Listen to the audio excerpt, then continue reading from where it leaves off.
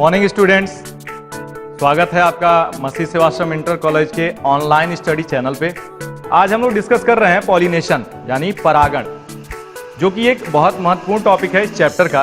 तो पॉलिनेशन है क्या, उसको समझिए। तो pollination is the process of the transfer of pollen grain upon stigma, यानी पुष्प के स्टिग्मा पर पॉलन ग्रेन के ट्रांसफर को ही क्या कहते हैं, पॉलिनेशन या परागण कहते हैं।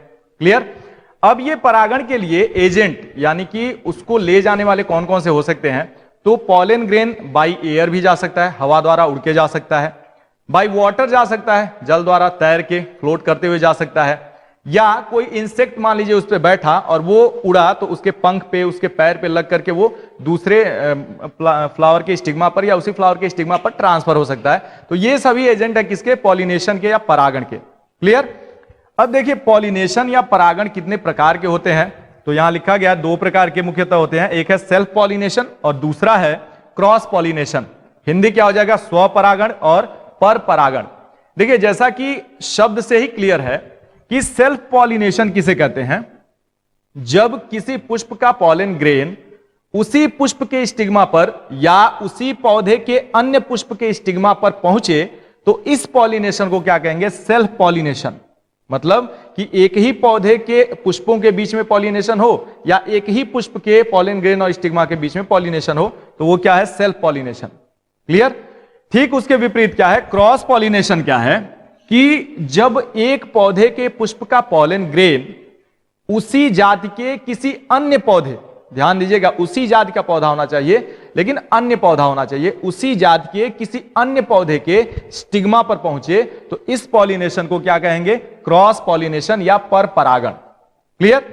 अब देखिए क्या है कि पॉलन ग्रेन का पॉलिनेशन होने से पहले यानी एंथर से निकल करके स्टिग्मा पर पहुंचने से पहले उसके अंदर कुछ परिवर्तन आते हैं। उसका न्यूक्लियस जो है वो डिवाइड होता है और दो सेल का निर्माण करता है। उसी प्रक्रिया को क्या कहते हैं, जर्मिनेशन ऑफ पॉलन ग्रेन यानी परागण का अंकुरण। वास्तव में वो डिवाइड होता है और डिवाइड होकर के फिर से एक संरचना उससे बाहर निकलती है, उस संरचना का नाम है पॉलन ट्यूब। वो हम लोग तब डिस्कस करेंगे जब फर्टिलाइजेशन देखेंगे। क्लियर। तो कह सकते हैं कि पॉलन ट्यूब का निर्माण होना उसे को कहते हैं क्या, germination of pollen grain. Clear. तो अब क्या होता है उसको समझिए।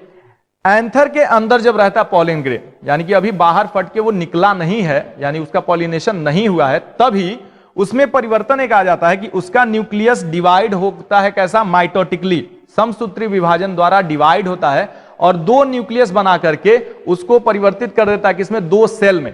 यानी कि दो सेल का निर्माण होता है जिसमें से एक है वेजिटेटिव सेल और दूसरा है जनरेटिव सेल। क्लियर। दो सेल हैं, वेजिटेटिव सेल और जनरेटिव सेल।